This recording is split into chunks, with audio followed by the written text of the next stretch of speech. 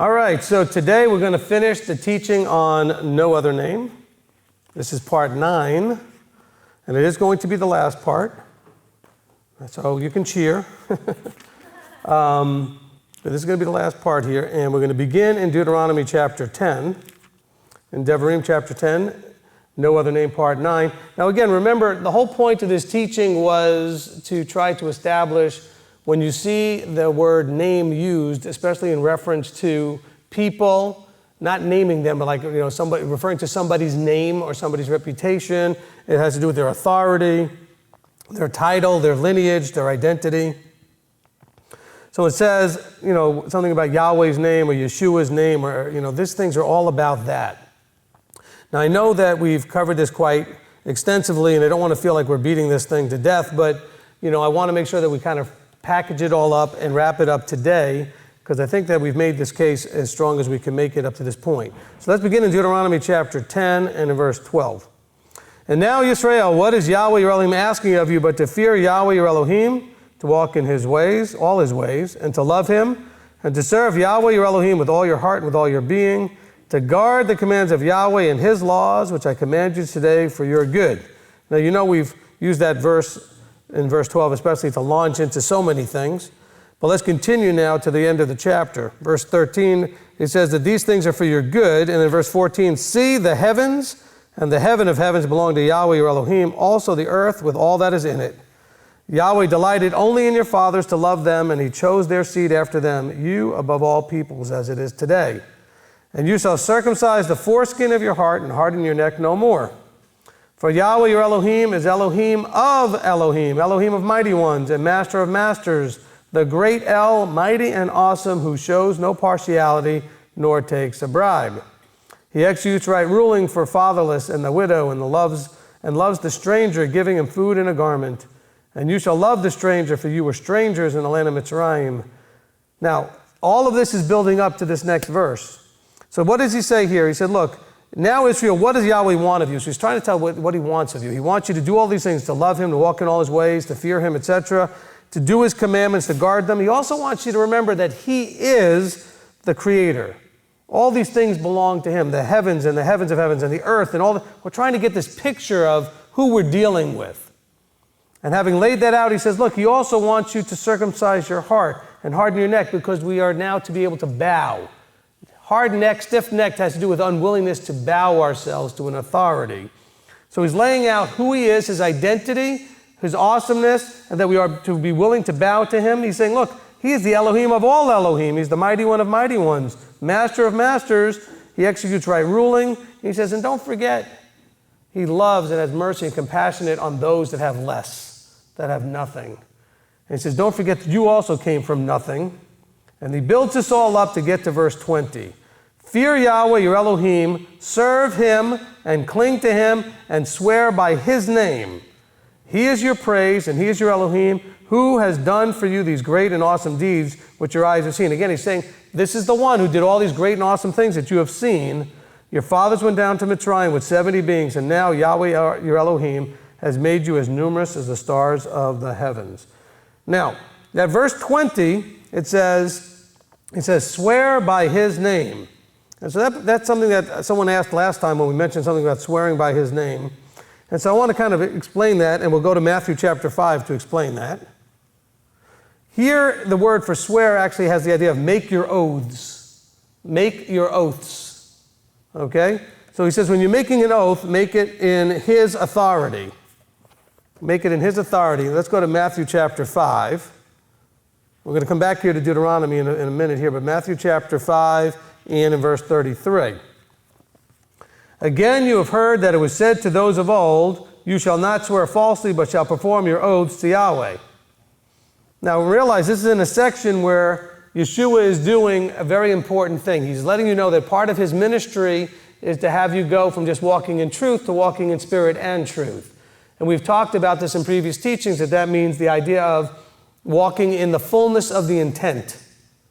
So he already had given them the fullness of the intent in verse 22, talking about murder, and 21 and 22, when he talks about what it says of old about murder, Then we have another place where it talks about in verse 27, you've heard of old when it talks about adultery. He's giving us the deeper understanding of how to apply these things. With murder, having it in your heart or having that anger qualifies as breaking the commandment. With adultery, lusting after the person even if you didn't sleep with them also breaks the command. And now he's saying here, we have this other commandment about swearing and oaths. In verse 33 it says, you've heard of old, you shall not swear falsely or make an oath falsely, but shall perform your oath to Yahweh. So let's understand the truth of the matter is, if you're going to swear something or make an oath, you need to keep it. Okay, that's the truth part. Now let's look at the spirit of it.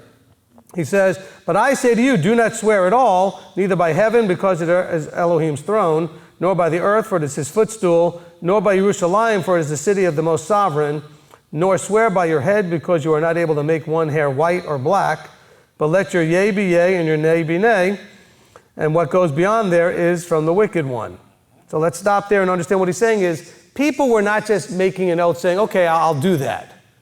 You know, you ask me to do something and I say, sure, no problem, I'll do it. That's my yea is my yea. However, to impress the other person with the seriousness, they would say, as Yahweh lives, I will do this. Or, as long as by the temple, or by my head, or by some other, they would make some other stronger statement to seem like as a guarantor towards the oath. And Yeshua is saying, you know what? You can stay out of a lot of trouble by simply letting your yea be yea and your nay be nay. Let your yes be yes and your no be no. So when he's saying here in Deuteronomy, and what Yeshua is saying in Matthew, there is no conflict here. There's no conflict at all. He says, look, you are allowed to swear or make your oaths by his name. However, if you do, you better understand that you better do what you did, what you committed to. Okay, so swearing by his name is not breaking anything as long as you actually do what you said. And Yeshua is saying, why not make life easier for yourself? Don't set yourself up for that kind of a problem, because if you don't do what you said and you did it in his name, now you're really in trouble. How about just let your yea be yea and your nay be nay? And so he's not here chastising people for swearing or making oaths. He's simply saying you don't need to make any oath stronger than just saying I will do it or I won't do it. Just let your word be your word. So hopefully that makes that answer clear. That also had to do with a verse we covered in a previous teaching. Maybe it was from part 8. So just to understand that when it talks about swearing, we're not in any conflict here between chapter 10 of Deuteronomy and chapter 5 of Matthew. Okay, so now let's go to Deuteronomy chapter 9. Deuteronomy chapter 9. And we're going to read in verse 12. Devarim, Deuteronomy chapter 9. We're going to begin in verse 12. And then Yahweh said to me, arise, go down quickly from here, for your people whom you brought out of Mitzrayim have acted corruptly. They have quickly turned aside from the way which I commanded them. They have made themselves a molded image. And Yahweh spoke to me, saying, I have seen this people, and look, they are stiff-necked people. So notice in verse 12 he says, for your people whom you brought out of Mitzrayim. See, now they're behaving badly. This is just like parents do that, right? The mother says to the father, do you know what your son did today? Or the father says to the wife, right? The mother says, do you know what your daughter did today? Or do you know what your son did today? So here's Moses and Yahweh. Yahweh says, your people whom you brought out of Egypt, although he says they quickly turned away from what I commanded. So he makes sure to put that in there. He says, your people didn't do what I told them to do. So Yahweh spoke to me saying, I've seen them and they're stiff-necked. We already talked about that a few minutes ago. He says, leave me alone, and so that I destroy them and blot out their name from under the heavens and make of you a nation stronger and greater than they. Now notice what he's saying here. I wanted to bring this up because it has to do with the use of the name. He says, let me blot out their name. Now, is he going to blot out literally so that nobody will ever know their actual physical names ever again? Well, he says, but no, let me blot out their reputation, their lineage, their authority, their identity. Let me blot that all out. It's not just blotting out the actual, the guy's name was Bob or Jacob or whatever. It wasn't about that. He says, let me blot out their whole reputation, their whole identity, and then let me start with you. He says, so I turned and came down from the mountain, and the mountain burned with fire, and the 2 tablets of the covenant were in my 2 hands. And I looked and saw that you had sinned against Yahweh your Elohim. Now notice, he knows exactly who this is. He says, you sinned against Yahweh. He didn't say you sinned against me. He knows whose people this is. And had made for yourselves a molded calf, and you had quickly turned aside from the way which Yahweh had commanded you. And I took the 2 tablets and threw them out of my hands and broke them before your eyes. Okay, so I'm not going to go any further than that. You know the rest of the story. But understand that I want to try to see if we can make a linkage that when we go and do things that are in disobedience to what he instructs, then it's like you're tossing the 10 commandments and the stones and the tablets aside. You see, there's a connection here. They were stiff-necked, and so they were not going to get to receive. If you obey, you get to receive. You disobey, you don't get to receive. I'm talking about the good stuff that Yahweh has promised. And so you see Moses here decides to then go ahead and throw and break the... Now, Yahweh didn't tell him to do that, but what I'm saying is, you see, he knew that those people had broken covenant and did not deserve this covenant, had not been found worthy, had not merited this covenant, so he broke the tablets because they had broken the commands. Let's go now to chapter 18. Chapter 18 of Deuteronomy. Okay, Deuteronomy 18 and verse 13. Be perfect before Yahweh your Elohim. Again, there's the word tamim. In other words, be filled with integrity before Yahweh your Elohim. Isn't that the problem that was happening in the previous thing we just read? They lacked the integrity to walk in what they were told. He said, be filled with integrity before Yahweh your Elohim, for these nations whom you are possessing do listen to those using magic and diviners. But as for you, Yahweh your Elohim has not appointed such for you. What is he saying here? He's saying, don't be impressed. Because a lot of you are getting YouTube videos sent to you about, all these wonderful manifestations, so to speak, that are happening in all these churches all over the place. Stop being impressed. I mean, I even had people send me links to videos where literally gold is like falling into people's hands in these churches as the Spirit is manifesting and whatever. I mean, you can't believe the stuff that's out there. But yet, remember, these peoples were believing in magic and in divination. And by the way, didn't we start off this teaching saying that if you start to use the name like it's an incantation, are you not also starting to treat it like magic? If we just have the name just right, pronounce it just right, aren't we not just, turning it into abracadabra or whatever? Aren't we turning it into some sort of magic word? Okay, just say the magic word and something's going to happen. And so let's realize that he says, look, don't be impressed with all that stuff. Yahweh has not appointed such for you. Yahweh your Elohim shall raise up for you a prophet like me in your midst from your brothers. Listen to him. So now when he says listen to him and talks about this prophet, the idea is hinting that in the previous verse he was saying you might listen to those magic using diviners. So don't listen to them. He says the prophet that gets raised up, listen to him. According to all you asked Yahweh your Elohim in Horeb in the day of the assembly, saying, let me not hear again the voice of Yahweh my Elohim, nor let me see this great fire anymore, lest I die. And Yahweh said to me, what they have spoken is good. Now let's stop right there, and let's end an argument forever, hopefully. When the people stood up and said, we don't want to hear directly, Yahweh said that that was good. He decided absolutely from that point forward that he would speak to them through men. And so Yeshua didn't change any of that. He never said he was changing any of that. That never ended. Yahweh still speaks to people through men. Okay, it was Moses, then it was Joshua, then it was whoever the prophet was at the time that was being sent to Israel. There was always those that were speaking through men. Okay, hold your place here. Go to 21 for a second. We're going to come back here. In 21:5 it says, and the priests of the sons of Levi, the sons of Levi, shall come near, for Yahweh your Elohim has chosen them to serve him and to bless in the name of Yahweh, and by their mouth every strife and every stroke is tried. In other words, he's saying, these are the men I have chosen. He says, I have chosen them. He says, your Elohim has chosen them to serve. So these are the men he has chosen to serve, to speak on his behalf, and so you need to listen to them.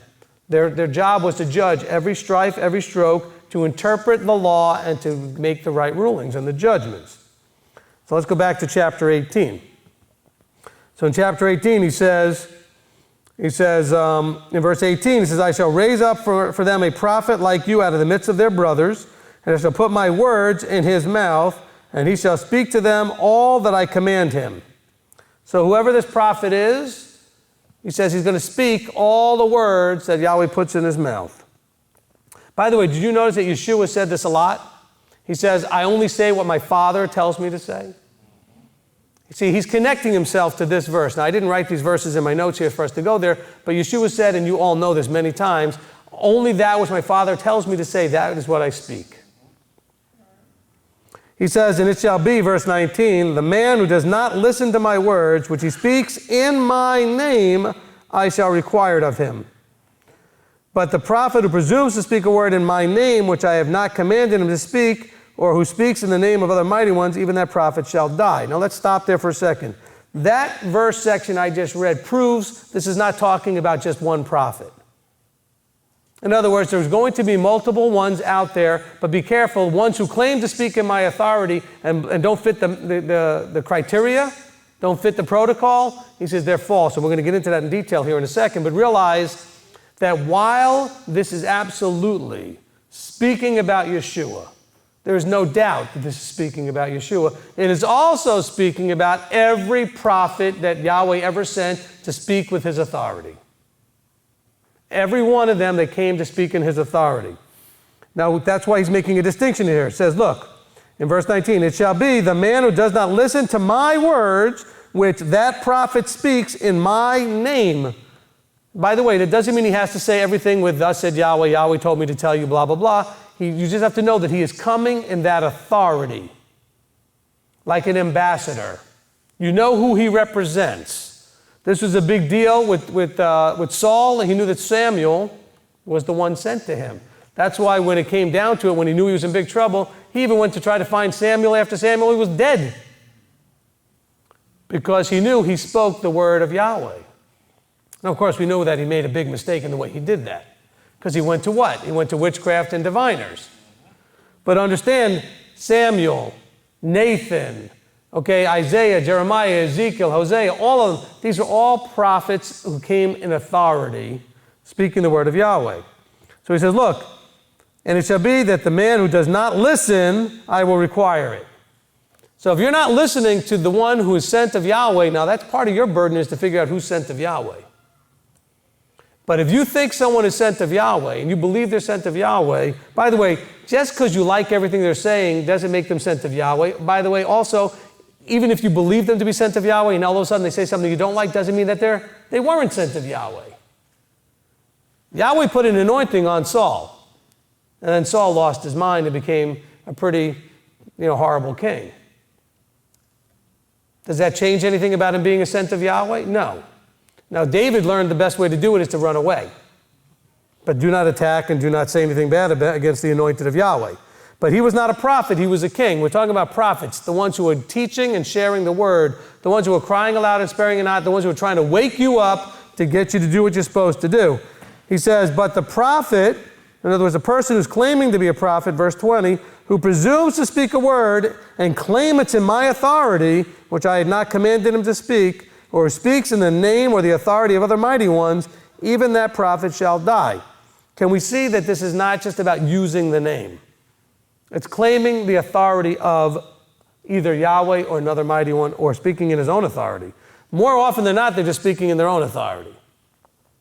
He says, verse 21, and when you say in your heart, how do we know the word which Yahweh has not spoken? That's a great question.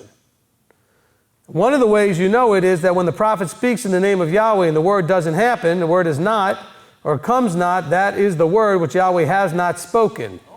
The prophet has spoken it presumptuously, do not be afraid of him. And guess what? We all just got through blood moons and popes coming and Shemitah years and all of that stuff. And so be aware of how that may apply to those who are promoting all these things that didn't, manifest into anything. Now, in the meantime, also realize in Deuteronomy 13, it says, well, what if it's a sign, a wonder that's being done by a prophet and it does come true? Well, then we have to use the other measuring stick. So the first measuring stick is if they say it's going to happen and it doesn't happen. That's the easy one. The harder one is Deuteronomy 13. It says, and the sign or wonder shall come true, verse 2, of which he'd spoken to you, but he's using it to lead you away from Yahweh towards something else. So measuring stick number 1, it doesn't happen. Measuring stick number 2, it does happen, but it's being used to lead you away from Torah, away from Yeshua, away from Yahweh.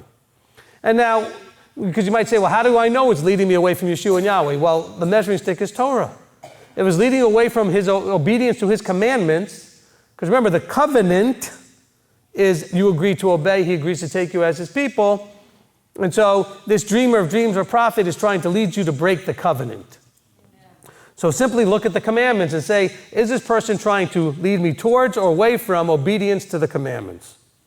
Which is why we did the whole teaching called Beware False Prophets, because the Jesus that is presented for the last almost 2,000 years, not the Yeshua that actually lived, but this sort of false overlay on top of the Messiah, has been the catalyst, and it's in the name of Jesus, this authority, in other words, in that authority, that people say the law was done away with. It's in that name or that authority that you no longer have to keep the commandments. And so this is why we would then label that false. This is why we would then label that false. If you're shocked and some of you are listening right now going, what is he talking about? Go listen to Beware False Prophets. I've already let the punchline out of the bag, but go listen to it. You'll understand. I can make the case and make the argument. But understand, look at that whole thing there, Deuteronomy 13, and match up the mainstream concept of Jesus as the Messiah, as opposed to the Messianic Hebraic truth of Yeshua, the Torah observant Messianic, Messiah, the Torah observant Messiah who came to tell us that do as I did, and I did all the commandments. He's there to show you how to walk and to live it and set the example, not to do away with anything. And so that's really, really clear and important that we understand that, because he said, these false prophets there, do not be afraid of them. And by the way, all of your friends, when you wanted to let go of Jesus and embrace Yeshua, all told you you had given up your salvation, you're going right to hell. Anybody get that? Okay? A lot of us have gotten that. I've had people tell me that too. So just realize that that's part of their fear, and they're trying to defend this falseness. Having said all that, let's turn to Ezekiel 22. Ezekiel 22. This might as well be being written right for today, because we can all relate to it today, even though Ezekiel wrote this quite a bit of time ago. Ezekiel 22:25, there is a conspiracy of her prophets in her midst, like a roaring lion tearing the prey. They have devoured life. They have taken wealth and precious matters. They have made many widows in her midst.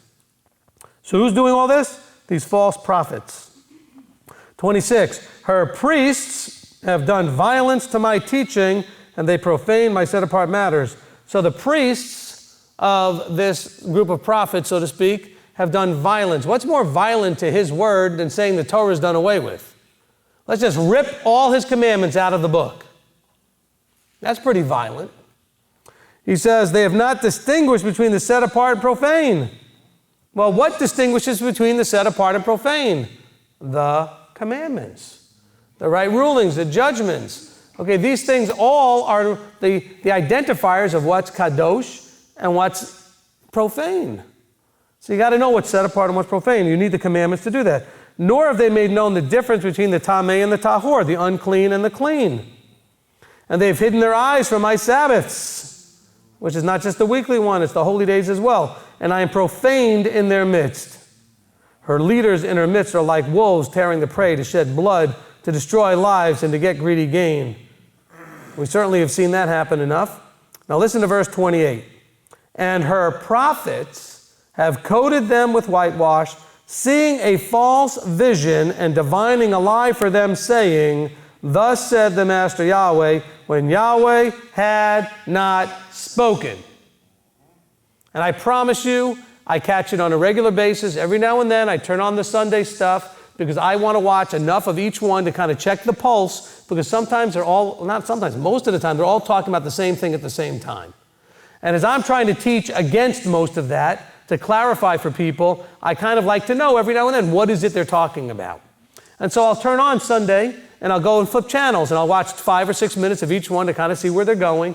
And invariably, there will be one of these appeals that starts off with, I woke up this morning, the Lord told me to tell you. Any kind of sentence that starts off with that, you're in danger of this. So be really, really careful with that. Because I used to have people come up to me on a regular basis saying, Father told me to tell you. Maybe he did, maybe he didn't. I'd be careful with that. You know, how many of you have been in churches where people came, they thought they had the gift of discernment and prophecy, and they speak into your life? Some of you, that screwed you up pretty good. I'm just being blunt. I've counseled with some of you. That speaking into your lives thing screwed up some of you pretty good, because you know why? You believed everything you heard because you really believed that they had authority and that they were given that word, and then you made all kinds of decisions, life-affecting decisions, big decisions, because somebody claimed to be speaking into your life. Why would you allow anybody that kind of power without vetting out the whole situation? You know why? Because you didn't know any better. So it's not your fault. You were raised to trust that stuff. You were raised to believe that stuff. That goes back to the beginning of this that we were reading a few verses earlier. It says that these things they're devouring life, and they're taking wealth, and they're doing violence, and people are getting hurt, and they're making widows in our midst. And they could care less. Just keep putting money in the box. That's all they care about. But yet, this is what we're reading about. So do you see how this matches up here in verse 28 with exactly what we were just reading in chapter 18 of Deuteronomy, where it says, the prophet who speaks or claims to speak in my name, and you know, he may be saying things, but what if he didn't?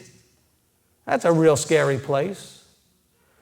I try very hard, and I think I do a fairly good job about this, so I'm not bragging, but I try very hard to only claim Yahweh said something when I'm reading it to you. Simple as that. I only try to say Yahweh said it when I'm actually reading him say it.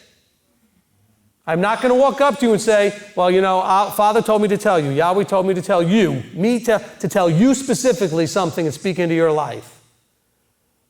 However, when I'm at the microphone like this, I want to speak into all of your lives what he's saying here.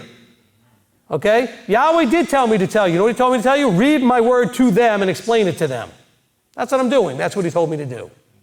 He told me to read his word, piece the puzzle together, line upon line, precept upon precept, and help paint that picture clearly for them so that they can do what I want them to do. That's what Yahweh wants. He says, as a teacher, paint that picture so that they will do what he wants you to do. Okay? Let's go now back to Deuteronomy. And we'll go now to chapter 26.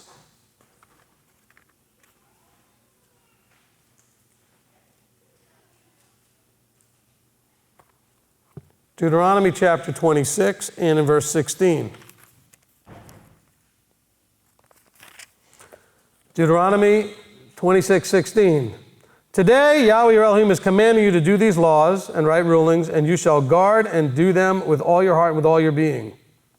You today have caused Yahweh to proclaim to be your Elohim, and to walk in his ways and guard his laws and his commands and his right rulings, and to obey his voice. Okay, remember, now he's going to this is the kind of reiterating and fulfilling of some of this covenanting that was done in Exodus 19.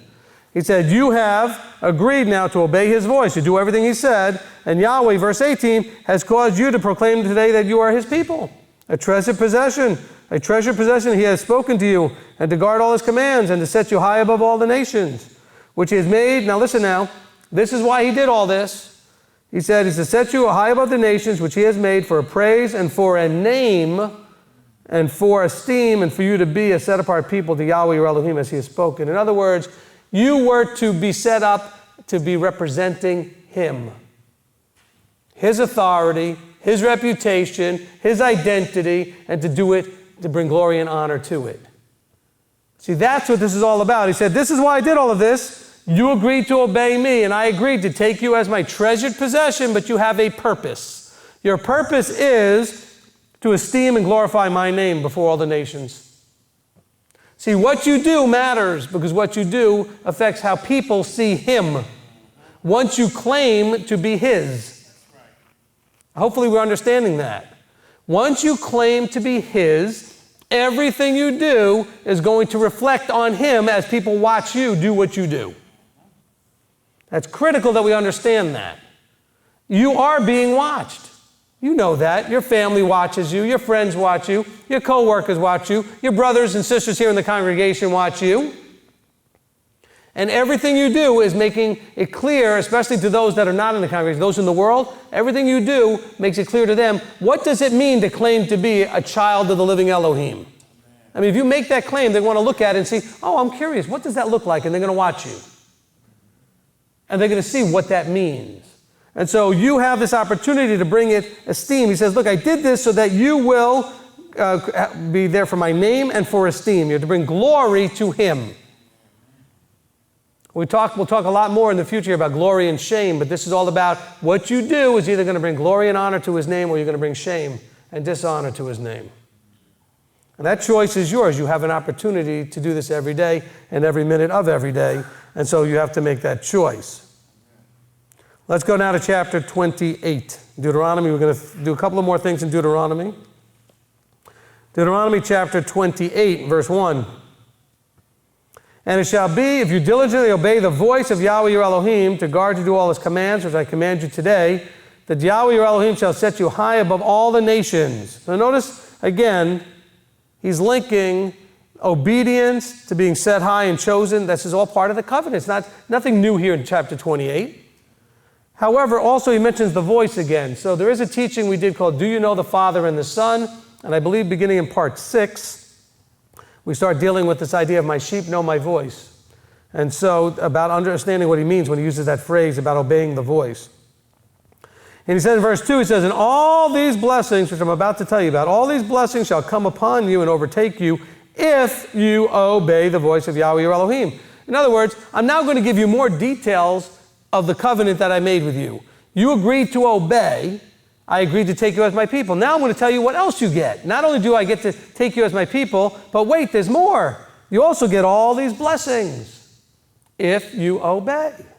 Now, I'm not going to go through all the blessings, but we're going to read just a little bit here. But all these blessings have to do with if you obey. Now let's continue and just read it quickly because we're going to get to verse 10, which is what I want to get to. Blessed are you in the city, verse 3, and blessed are you in the field. Blessed is the fruit of your body and the fruit of the ground and the fruit of your livestock, the increase of your cattle and the offspring of your flocks.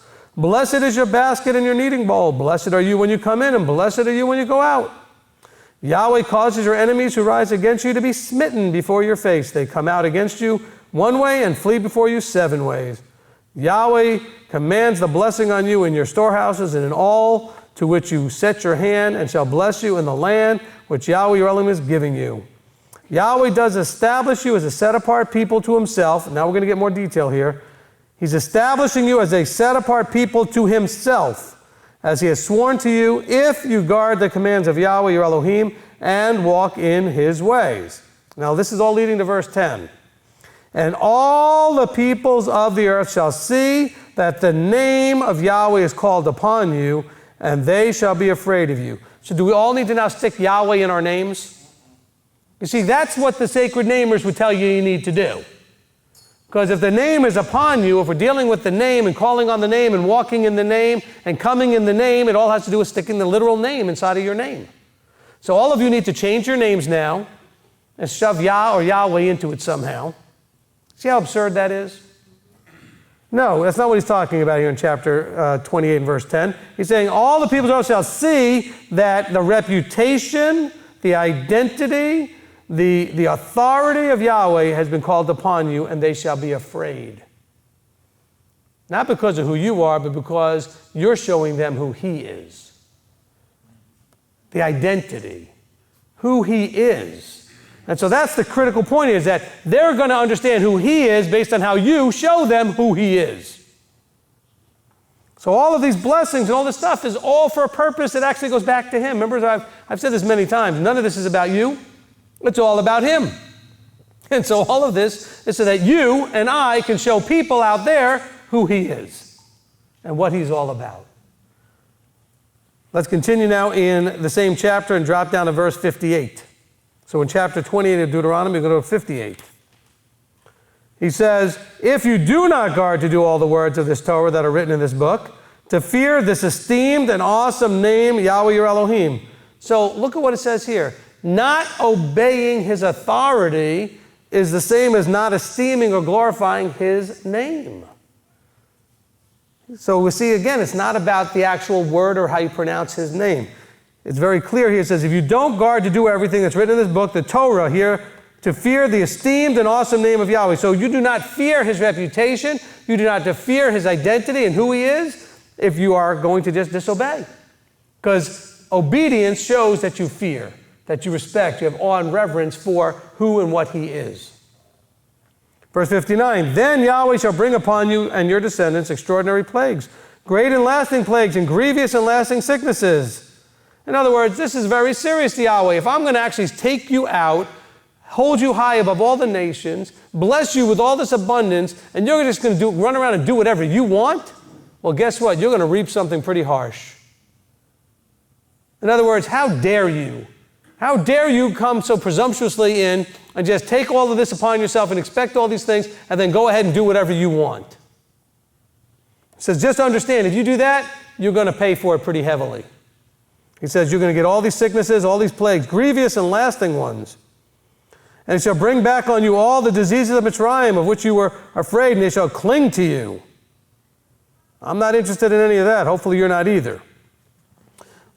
Let's continue in chapter 29. Chapter 29, and we're going to read here verse 10. We're still in Deuteronomy, chapter 29 and verse 10. All of you are standing today before Yahweh your Elohim, your leaders, your tribes, your elders, and your officers, all the men of Israel, your little ones, your wives, and your sojourner who is in the midst of your camp, from the one who cuts your wood to the one who draws your water, so that you should enter into the covenant with Yahweh your Elohim, into his oath, which Yahweh your Elohim makes with you today. Now remember, what was the covenant?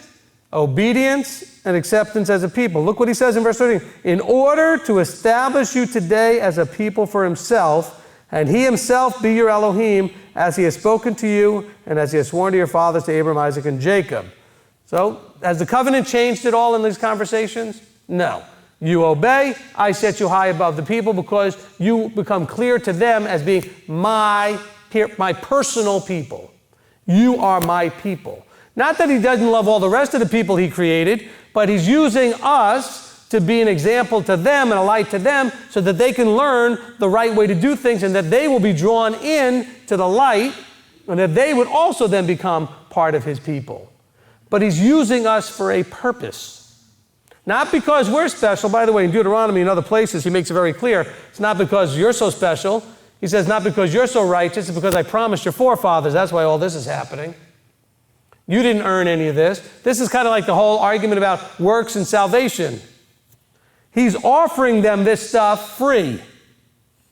They have to then choose to obey to actually get to keep it. You see how this is exactly the idea of salvation and works? How they go together? He's offering them this free. They don't have to do it. But he's choosing out of his mercy, because he loves them, that he wants to give this particular people who he promised Abraham, Isaac, and Jacob because he loved them, he wants to give this people that opportunity to be that light on the hill.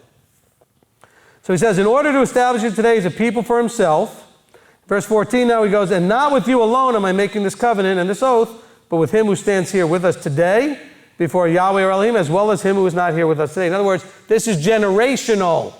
This is going to go into the future, and we should all be able to realize he's talking about us as well. For you know how we dwelt in the land of Mitzrayim and how we passed through the nations which you passed through. And you saw, verse 17 now, and you saw their abominations and their idols, wood and stone, silver and gold, which were there with them. Lest there should be among you a man or a woman or a clan or tribe whose heart turns away today from Yahweh your Elohim to go and serve the mighty ones of these nations. Lest there should be among you a root of bitterness, root bearing bitterness or wormwood. And it shall be when he hears the words of this curse that he should bless himself in his heart, saying, I have peace though I walk in the stubbornness of my heart, in order to add drunkenness to thirst. Now let's stop right there for a second. So here you go. They're walking through these nations. We read other verses where it says, don't be enticed by the magic and the diviners and these other people that you may see. He says, because that's where this bitterness can come. You know what the bitterness is? Well, that's not fair. Why do they get to do that and we don't? How come they seem to blah, blah, blah, blah, blah? You see what I'm saying? That envy. By the way, that 10th commandment is the all-encompassing commandment. We covet, we want, we desire what we don't have, and then we think, that's where the bitterness comes up. Well, that's not fair. How come I can't have that? How come I have to do this and they don't? Blah, blah, blah, right? He says, look, what do we do? So instead we convince ourselves, and you've had all these conversations with yourself and other people, oh, I'm okay. Well, I don't see what I'm doing, why that's so bad. What's so wrong with this? They're blessing themselves in their heart, saying, I have peace, though I walk in the stubbornness of my own heart. That's why you need to go back and listen to that heart of the matter teaching over and over again. Yes, I did say over and over again, even though it's 27 parts. Okay. Yahweh would not forgive him, but rather the displeasure of Yahweh and his jealousy shall burn against that man, and every curse that is written in this book shall settle on him, and Yahweh shall blot out his name from under the heavens. So there's that name thing again. If you're going to do all of these things, Yahweh's going to blot out your name because you did not respect his name. You see how this works? It's a, quid pro quo. I mean, it's just very simple. If you're not going to respect his name, he's going to wipe yours out. And so be careful how you treat his name. Okay, I want to go further here. He says, and Yahweh shall separate him for evil out of all the tribes of Israel according to all the curses of the covenant that are written in the book of the Torah. And the generation to come of your children who rise up after you, and the foreigner who comes from a far land shall say, when they see the plagues of that land and the sicknesses which Yahweh has sent into it, all its land is sulfur, salt, and burning. It is not sown, nor does it bear, nor does any grass grow there like the overthrow of Sodom and Gomorrah, Admah and Seboim, which Yahweh overthrew in his displeasure and his wrath. And all the nations shall say, why has Yahweh done so to this land? What does the heat of this great displeasure mean? So first of all, the hint here is very clear that the world, the nations that are there watching will know that you are his people. So they are supposed to know. It's not a secret. Okay, that they know that you are his people, but they're going to say, well, what happened? What happened? Because the Deuteronomy 28 first half blessings should have been like, this should have been like a Garden of Eden. So why is it now like a desert wasteland of like Sodom and Gomorrah? In verse 25, and it shall be said, because they have forsaken the covenant of Yahweh Elohim of their fathers, which he made with them when he brought them out of the land of Mitzrayim. What was the covenant? Obedience. And so what do you see happening in the mainstream church? They have forsaken the covenant because they've wiped out obedience. Well, at least they wiped out what you're supposed to be obedient to. He said, and they went and served other mighty ones and bowed themselves to them, mighty ones that they did not know and that he had not given them. Therefore the displeasure of Yahweh burned against this land to bring on it every curse that is written in this book. And Yahweh uprooted them from their land in displeasure and in wrath and in great rage and cast them into another land as it is today. The secret matters belong to Yahweh Elohim, but what is revealed belongs to us and to our children forever to do all the words of this Torah. See, all of this has to do with name. And he's simply saying, if you will not do what you promised for my name, I will wipe out yours.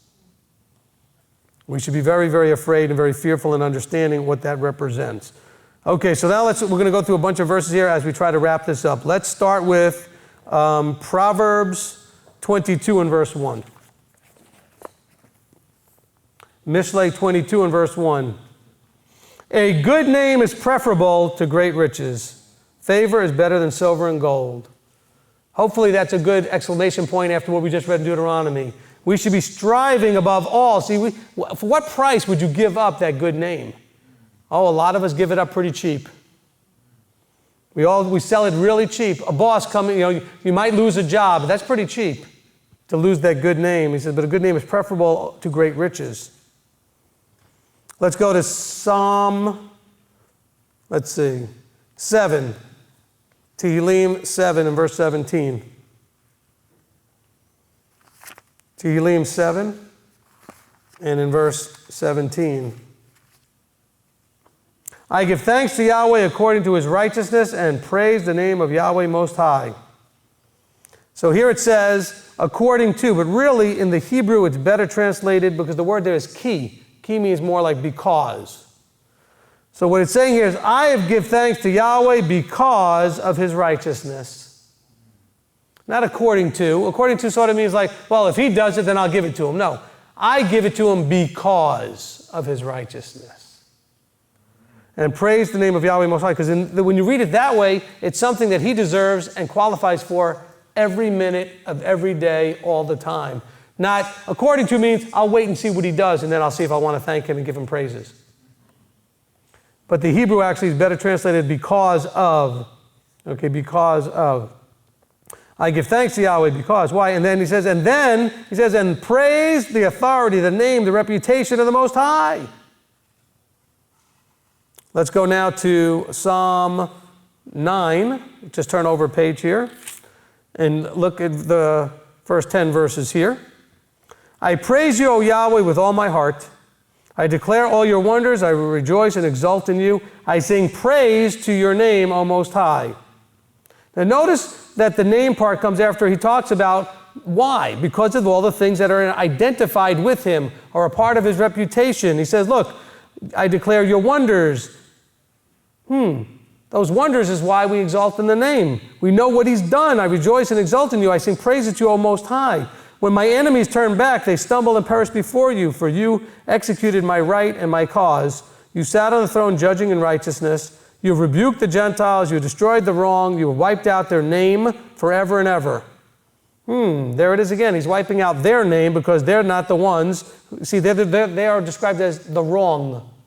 See, when you're not doing what is right, which is called righteous, you're called the wrong. And the wrong is going to wipe out their name forever and ever. The enemy is no more, ruins everlasting, and you have uprooted the cities. Even their remembrance has perished. Remember, we talked about not even remembering their reputation. But Yahweh abides forever. He is preparing his throne for judgment.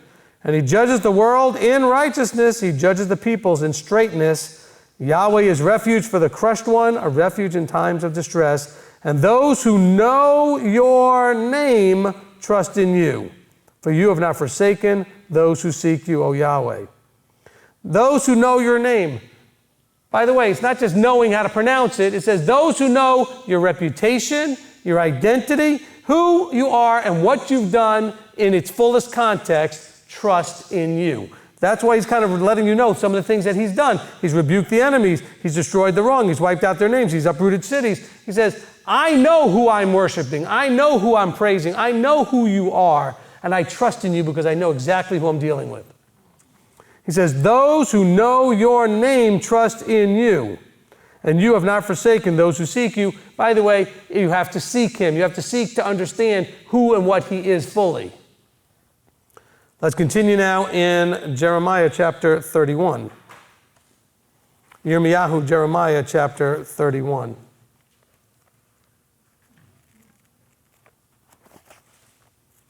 Yirmiyahu 31, and we're going to begin in 31. This is where we get the phrase New Covenant from, or Brit Kadashah. He says in Jeremiah 31:31, see, the days are coming, declares Yahweh, when I shall make or renew my covenant with the house of Israel and with the house of Yehudah. Okay, anybody see the word church in here? Who is this covenant going to be renewed with? Israel and Judah. Now, why does he mention both? Because at the time of the renewing of his covenant, the houses have still been split. Remember, they were split with Jeroboam and Rehoboam. And now they've been split and have stayed split since then. It's a long time. But we're told in Isaiah about the two sticks. Ezekiel 37, the two sticks coming together. In Ezekiel 37, we know that they're going to come back together and then they shall be one. So that's what's being talked about here in Jeremiah 31. He says, look, the days are coming when I shall renew my covenant with the house of Israel and the house of Judah, not like the covenant I made with their fathers in the day when I took them by the hand to bring them out of the land of Mitzrayim, my covenant which they broke, though I was husband to them. Okay, he says, not like that one. So what's going to be different this time, the covenant or the people? That's important. Nobody ever talks about that. Because all they want to talk about is somehow this is a different covenant. No, the difference here is going to be, as he describes, how the people are going to behave. The covenant is still the covenant. You agree to obey, I'd agree to take you as my people. He said, but this time, he wants to make sure you understand, last time you broke it. This time you won't. That's the key. He says, look, for this covenant I shall make with the house of Israel after those days, declares Yahweh. Now, he doesn't mention Judah anymore because at this point now they come back together. So now he's only mentioning Israel. Because after those days, he says, I shall put my Torah in their inward parts and write it on their hearts, and I shall be their Elohim, and they shall be my people. Now, he doesn't say in writing the Torah on your hearts, you get to then choose what Torah is, and you get to choose how to interpret it. That's sort of the mainstream sort of idea. No. And it also doesn't mean because it's on your heart, you're automatically going to be disposed to doing it. Well, it's written on my heart now, so obviously I'm just going to do it naturally. No. Look at what he says there. He says, I'm going to put my Torah in the inward parts. He puts it there by letting you walk through the trials and the fires where you come to realize your way doesn't work, and then you can choose to soften your heart and receive, because we have all these other verses where it talks about you laying up in your heart his Torah, you putting and placing it in your heart. He's going to cause you to go through experiences where you will want to choose to do this. And then he can write it on your hearts. And I shall be their Elohim, and they shall be my people. That phrase right there brings you back to Exodus 19 and Deuteronomy, where we're reading the covenanting, where I shall be their Elohim, and they shall be my people. That phrase is always linked to the first half, our covenant part, which is I will obey. I will obey, and then we get to be his people. Because he says, and I shall be their Elohim. What's that mean? We'll obey. And they shall be my people, and I take you as my people. And no longer shall each teach each one his neighbor, saying, let me start that again. And no longer shall they teach each one his neighbor and each one his brother, saying, know Yahweh, for they shall all know me, from the least of them to the greatest of them, declares Yahweh, for I shall forgive their crookedness and remember their sins no more. So that whole phrase there is really about the name.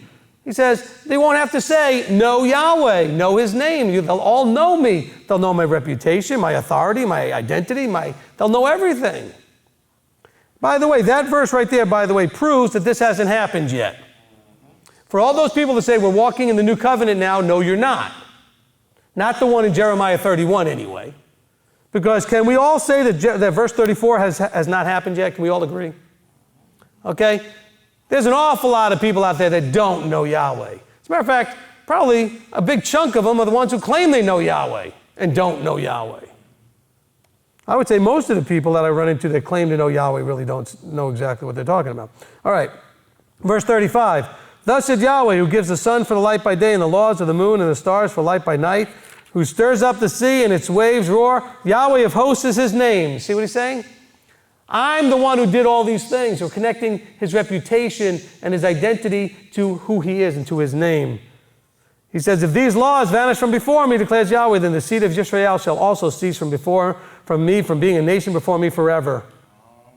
So when we're reading that, now listen to verse 37. Thus said Yahweh, if the heavens above could be measured and the foundation of the earth searched out beneath, I would also cast off all the seed of Israel for all that they have done. Take that back to the Methodists and the Baptists and the Pentecostals and the Lutherans and whoever, and the Catholics and everybody else, and say, the Israelites have not been cast off, and it's now the church. Because that's what they claim. They blew it, it's us now. Well, I'm sorry, but verse 37 and verse 36 make it very clear that I still see the heavens and the earth, and I know that we still can't measure all these other things, but we also know that he has not cast off Israel from being his people. So let's understand that very clearly. I think we're going to actually time this out really well. This is great. Okay. So now I want to go to Proverbs chapter 30. Mishlei chapter 30. Proverbs chapter 30 and in verse 4.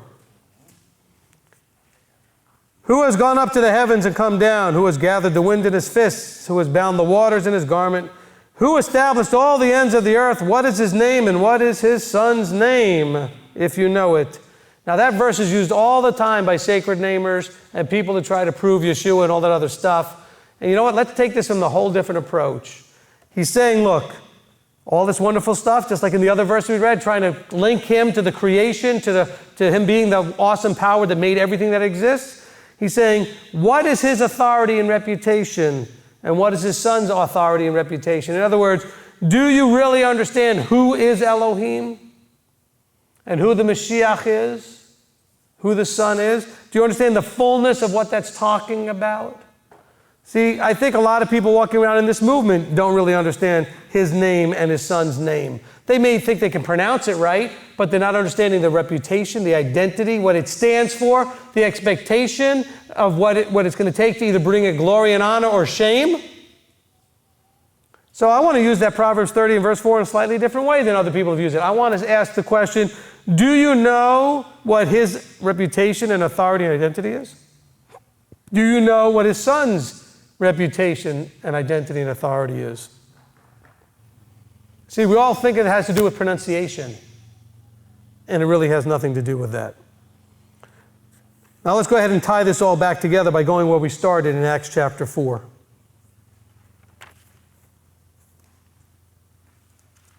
Actually, you know what? Go to Psalm 31 first. I just looked at my clock. I have enough time to sneak in another verse real quickly that I didn't get to do before. Psalm 31. Psalm 31. And in verse 3. For you are my rock and my stronghold. For your name's sake, lead me and guide me. For your name's sake. Now, if that was just about the pronunciation or what his actual name was, how would that make any sense? He's saying, for the sake of who you are, for your reputation, so that I don't step on it and besmirch it and smear or bring shame on it, he said, lead me and guide me. He says, you are my rock and my stronghold. So for the sake of who you are, lead me and guide me, so that I bring glory and honor to you and not shame. How awesome is that? Let's go to Psalm chapter 5 and in verse 8. We can sneak a few of these in real quickly here. Psalm chapter 5 and in verse 8. O Yahweh, lead me in your righteousness because you of those watching me. What did he just ask? He said, lead and guide me. In what? Now we're going to find out. Lead me in your righteousness because there are people watching. Make your way straight before my face. For there is no stability in their mouth. Their inward part is destruction. Their throat is an open grave. They flatter with their tongue. Declare them guilty, O Elohim. Let them fall by their own counsels. Thrust them away for their many transgressions, because they have rebelled against you. But let all who take refuge in you rejoice. Let them ever shout for joy, because you shelter them. And let those who love your name exult in you. For you bless the righteous, O Yahweh. You surround him with favor as with a shield. So this again is connecting Torah obedience, which is righteousness, to being surrounded and protected and given favor and receiving blessing. But notice what it says, let those who love your authority exult in you. See, really it's about authority. See, when you whine and complain about keeping a commandment, you are not loving his authority. You are not exulting in his name. You're not exulting, rejoicing, jumping for joy. You should be jumping for joy to keep his commandments. To rush to keep his commandments. So let those who love your name jump for joy in you. But do you love his authority in your life? Do you love his reputation, his identity that you are supposed to be a part of? Not always. Not always. Let's go to chapter 8 and verse 1. O Yahweh, our master, how excellent is your name in all the earth. You who set your splendor above the heavens. So how excellent is your name? Now, is it all making sense now? See how he's always connecting it to the creation and everything he's made to know how awesome and mighty he is? He says, how excellent is your reputation and who you are, your identity in all the earth, you who set the splendor above the heavens. That is just so beautiful right there. Let's continue here now and go to Acts chapter 4. Now we're going to wrap this up in Acts chapter 4. Now we started here in Acts chapter 4, and I think that it would be really good for us to end here so that we can now have this totally new understanding, not just because we started teaching it in part 1 of this, but because of the abundance of evidence that we should understand Acts chapter 4 a whole lot better. And begin in verse 8.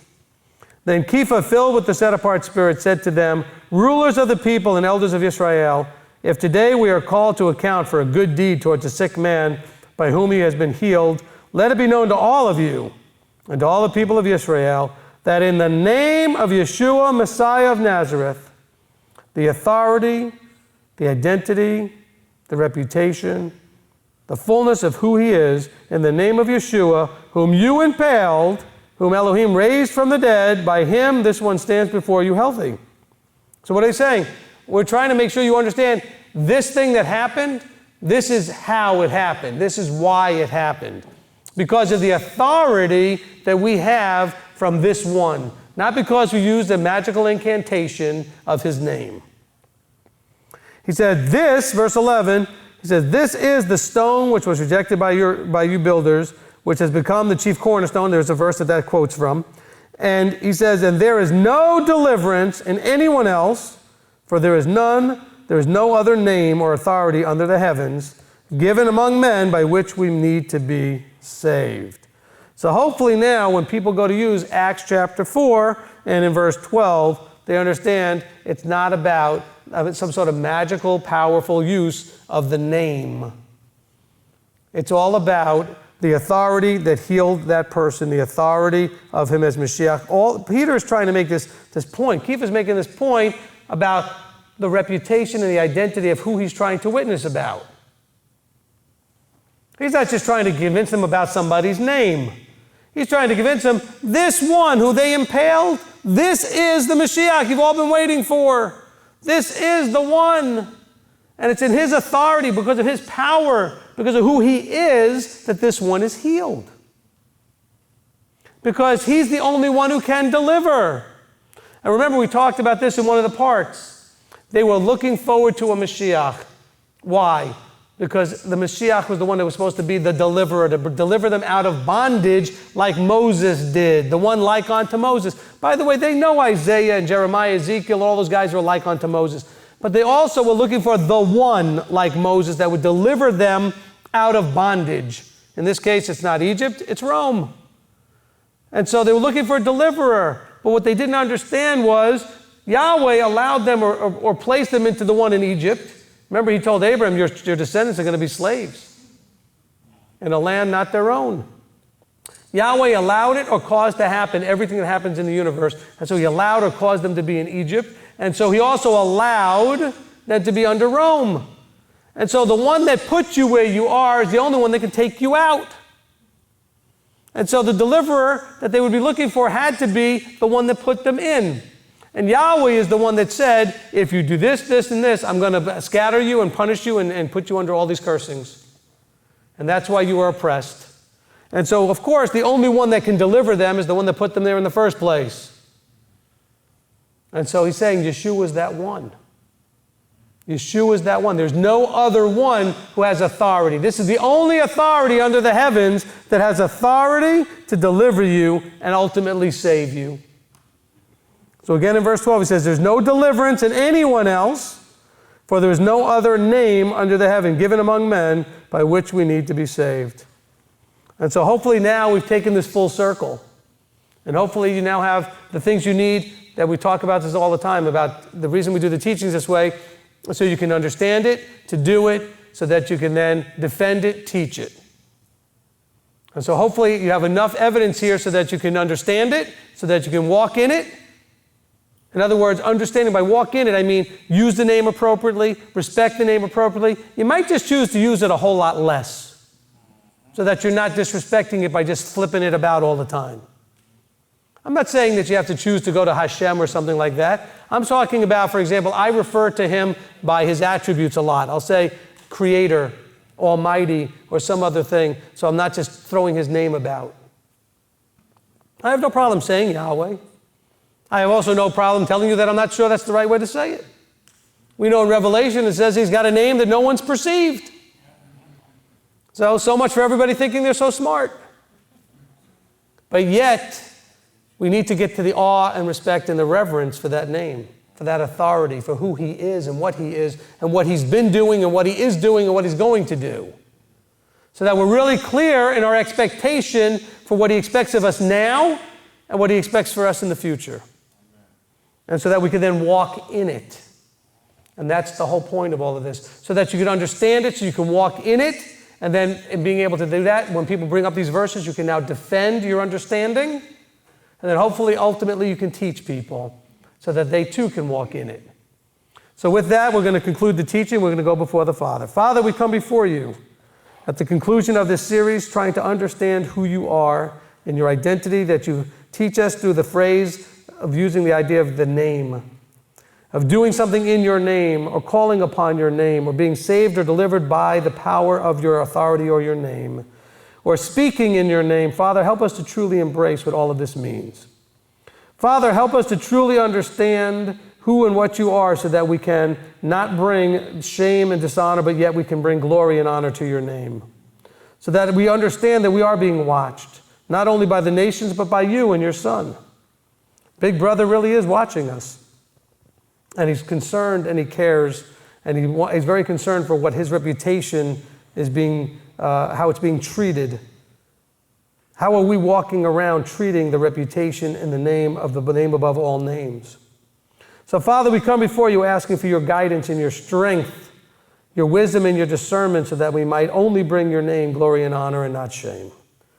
And, Father, it is our greatest desire as we seek you to know more fully who and what you are, what you're doing and what you've been doing and what you will be doing in our lives and in the universe.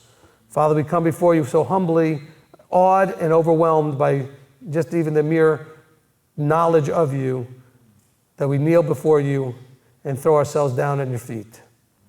Father, we thank you, we praise you, we appreciate so much the work you've started in us, knowing that you will complete that work if we are willing to continue to stay in covenant with you and walk in all your ways. So, Father, we thank you and praise you for all these things. In the name above all names, Yeshua, our Messiah, our soon-coming King, our Savior, and our High Priest. It's in his name we pray and ask all these things. Amen. Amen.